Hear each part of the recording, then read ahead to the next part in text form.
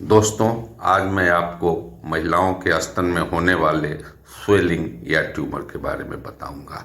महिलाओं के स्तन में मुख्यतः दो प्रकार का स्वेलिंग होता है। पहला बेनाइन स्वेलिंग, जिसको फाइब्रोएडिनोमा, फाइब्रोएडिनोसिस या ब्रेस्ट सिस्ट हो सकता है।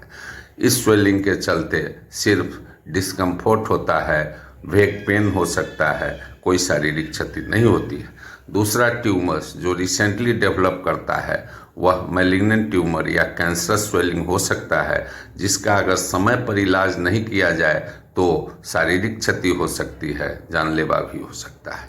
जब भी ब्रेस्ट लंप मिलता है तो उसका ट्रीटमेंट जनरल सर्जन से कराना चाहिए।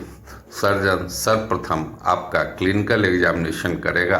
क्लिनिकल एग्जामिनेशन में ब्रेस्ट का एग्जामिनेशन, एक्जिला का एग्जामिनेशन और फिर जनरल एग्जामिनेशन शामिल होता है। अगर ब्रेस्ट में किसी तरह का कोई लंप मिलता है तो उस लंप का आगे का जांच की प्रक्रिया को बढ़ाते हुए उसका हिस्टोपैथोलॉजी कराया जाता है। हिस्टोपैथोलॉजी में प्रमुख रूप से FNAC होता है, फाइन नीडल एस्पिरेशन साइटोलॉजी, जिसमें बहुत फाइन नीडल से वैक्यूम एस्पिरेशन करके ट्यूमर का सेल प्राप्त किया जाता है और यह देखा जाता है कि वह सेल कैंसरस है या नहीं है। सेल कैंसरस नहीं भी हो सकता है या होने पर भी जांच में नहीं आ सकता है। अतः इस प्रक्रिया को FNAC को दोबारा तिबारा रिपीट भी करवाया जा सकता है स्ट्रॉन्ग डाउट होने पर। दूसरा हिस्टोपैथोलॉजी में ट्रू कट बायोप्सी कहते हैं, जिसमें वाइट बोर्ड नीडल से बायोप्सी लेते हैं और टिश्यू का एग्जामिनेशन किया जाता है। हिस्टोपैथोलॉजी के बाद हम लोग रेडियोलॉजी का सहारा लेते हैं, जो बिल्कुल नॉन इन्वेजिव है। इसमें मैमोग्राफी किया जाता है। मैमोग्राफी को ब्रेस्ट कैंसर के स्क्रीनिंग के रूप में भी यूज करने का प्रावधान था। Mammography soft tissue x ray of the breast होता है। उसमें हम लोग मैलिग्नेंट स्वेलिंग और बेनाइन स्वेलिंग में अंतर कर सकते हैं। मैमोग्राफी के अलावे रेडियोलॉजी में हम लोग सोनोग्राफी या सोनोमेमोग्राफी कंबाइंड इस्तेमाल करते हुए पता लगाते हैं कि ट्यूमर कैंसरस है या नहीं है।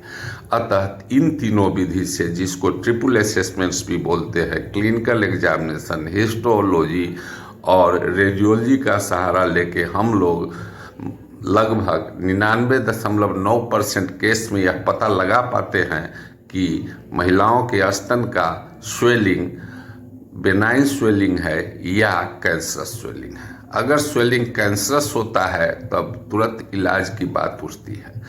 कैंसर का इलाज जितना जल्दी शुरू हो जाए उतना अच्छा है, चूँकि देरी होने से कैंसर का फैलाव शरीर में लोकल इन्फिल्ट्रेशन द्वारा, लिम्फेटिक्स द्वारा या ब्लड वेसल्स द्वारा शरीर के डिस्टेंट पार्ट में जा सकता है। इलाज का प्रमुख वेस सर्जरी होता है। जब भी कैंसर डायग्नोज होता है, वैसे हालत में अगर उम्र कम है, रिप्रोडक्टिव लाइफ बचा हुआ है, तो हम लोग लंप का wide excision, lump with 1 centimetre of the breast tissue लेके लंप को एक्साइज करते हैं। वुंड हील करने के बाद रेडियोथेरापी दिलाते हैं। दूसरा, अगर एज ज़्यादा है, लंप का साइज बड़ा है, वैसे हालत में मैस्टेक्टोमी किया जाता है। मैस्टेक्टोमी के साथ साथ एक्जिलरी का डिसेक्शन भी किया जा सकता है। लेकिन कंजर्वेटिव सर्जरी के बाद रेडियोथेरापी बिल्कुल आवश्यक हो जाता है। तीसरा, अगर ग्रोथ ज़्यादा दिन से है, लिम्फेटिक्स इन्वॉल्व है, लिम्फ नोड इन्वॉल्व है, ऐसा परिस्थिति में हम लोग मेजर ऑपरेशंस, जो कि रेडिकल मैस्टेक्टोमी को मॉडिफाई करने के बाद मॉडिफाइड रेडिकल मैस्टेक्टोमी या पैटे ऑपरेशन कहा जाता है, करते हैं।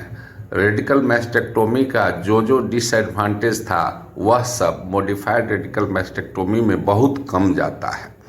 सर्जरी के बाद ब्रेस्ट का मैलिग्नेंट ट्यूमर्स के ट्रीटमेंट में रेडियोथेरापी का रोल है, साथ साथ केमोथेरापी और हार्मोन थेरापी दिया जाता है। जब भी ब्रेस्ट ट्यूमर को हटाया जाता है तो उसको हिस्टोपैथोलॉजी के लिए हम हिस्टोलॉजिस्ट के यहाँ भेजते हैं। हिस्टोपैथोलॉजिस्ट यह पता लगा के बताते हैं कि ट्यूमर बहुत एग्रेसिव है, कम एग्रेसिव है या माइल्ड ग्रेड का ट्यूमर है।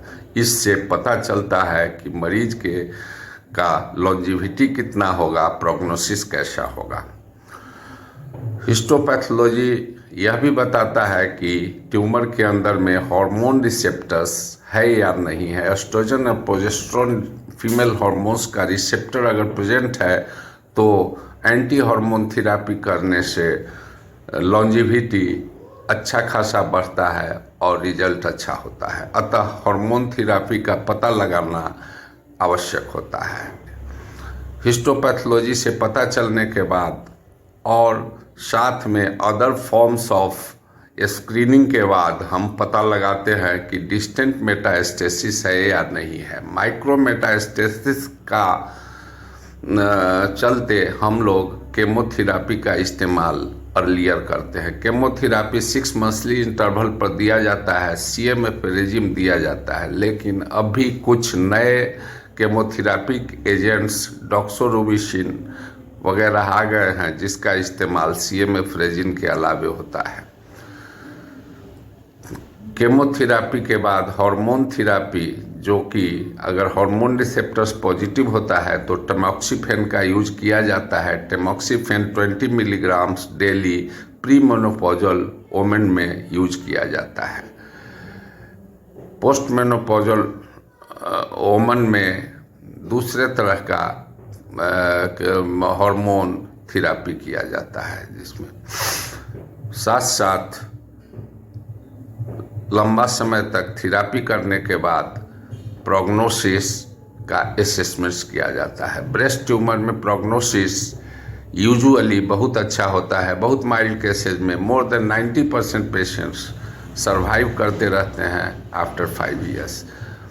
मॉडरेट केसेज में भी मोर देन 70% सर्वाइव करते हैं।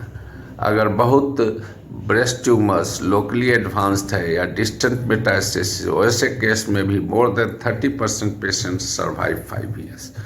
तो मैक्सिमम ब्रेस्ट ट्यूमर का पेशेंट्स अगर एग्रेसिव नहीं है ना प्लास्टिक नहीं है तो 10, 15 इयर्स, 20 इयर्स तक नॉर्मल लाइफ लीड करते हैं।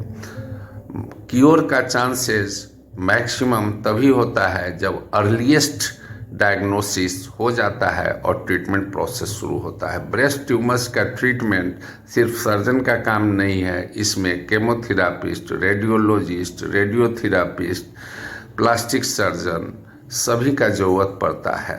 फिजियोथेरेपी का भी आवश्यक होता है। तो ब्रेस्ट ट्यूमर्स में मैसेज यही है कि अर्लीस्ट ट्रीटमेंट शुरू करने से हम लोगों के 6 मंथ्स तक का समय ट्यूमर होने में और सर्जन के यहाँ पहुँचने में लग जाता है। तो अर्ली पहुँचने से प्रोग्नोसिस बहुत अच्छा होगा और जो प्राइमरी एम क्योर है वह क्योर पर हम जा सकते हैं। धन्यवाद।